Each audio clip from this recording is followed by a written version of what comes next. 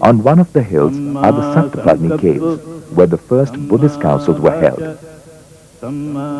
His teachings, which were hitherto unwritten, were penned down at Rajgir after his nirvana. It has the ruins of the world-renowned University of Nalanda. The structural remains here belong to the period between the 5th and 12th century AD. This vast residential university provided facilities for scholarly pursuits for about 10,000 students from different parts of Asia, under 2,000 teachers. Kings and emperors built monasteries and temples here. Carefully excavated remains reveal stupas, a large stairway, lecture halls, dormitories, meditation centers, wells, etc. From the top, the visitor can obtain a wide view of the entire site.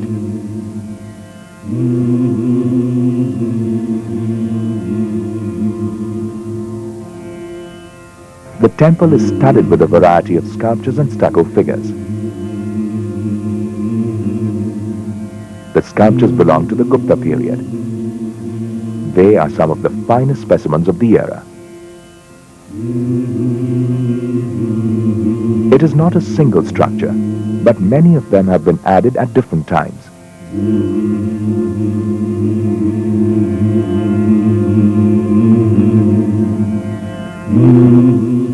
Nalanda is visited the year round by a large number of Indian and foreign tourists.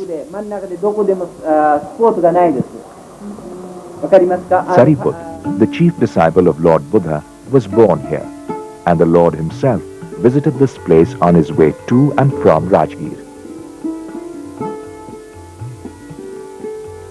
A major attraction is the hall built in the memory of the famous Chinese pilgrim and writer Huinsan, who came to India in the 7th century AD. Vaishali is very special to a Buddhist. The Lord visited this place frequently and preached his last sermon and announced his impending nirvana. Emperor Ashoka built an Ashokan pillar here. The pillar is made of sandstone, supporting an inverted lotus-shaped capital. On the summit sits a life-sized lion, facing northwards, the direction Buddha took on his last journey.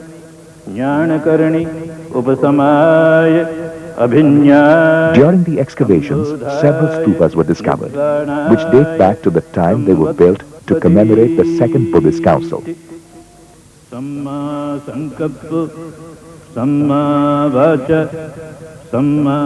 Buddha's ashes were found along with the beautiful terracotta head of the master. Close by is the famous Markat Pond, whose waters are considered sacred. Recent excavations have revealed several other monasteries too. Vaishali, the capital of ancient Lichavis, is known as the first republic of the world. Raja Vishal Ka Garh, a kilometer in circumference, is the parliament house of the ancient republic. Over 7,000 representatives of the Federal Assembly gathered here to legislate and discuss the problems of the ancient republic.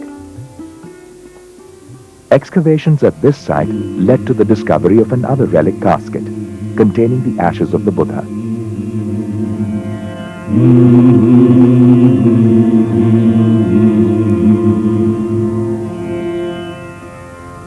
Amrapali, a famous courtesan, presented a mango grove to the Buddha here and later on became a Buddhist nun. Close to this mud stupa is the Amrapali well. A modern-day stupa, the Vishvashanti stupa, constructed by the Buddhists of Japan, is also a major tourist attraction. A short drive from Betia is Laurya Nandangarh. At Laurya Nandangarh stands the famous iron pillar of Ashoka.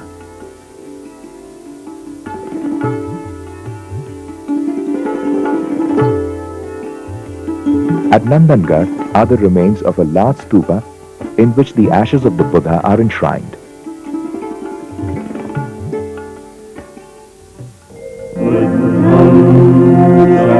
Lord Buddha, the gentle Colossus, who founded the first universal religion of the world, worked and lived much of his life in Bihar. Most of the major events of his life occurred here. Bodh Gaya, where he attained enlightenment and became the Buddha. From Bodh Gaya, one can visit Sarnath, where the wheel of law was set in motion. Rajgir, where the Buddha set in motion his second wheel of law. At the Gridhakut hill, he delivered many of his sermons to his disciples. Nalanda was the center of learning of Buddhist philosophy. The Lord himself visited this place on his way to and from Rajgir.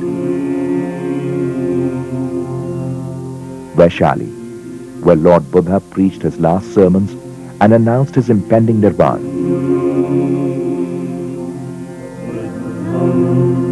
From here, one can also visit Kushinagar, where the Lord passed into Parinirvana.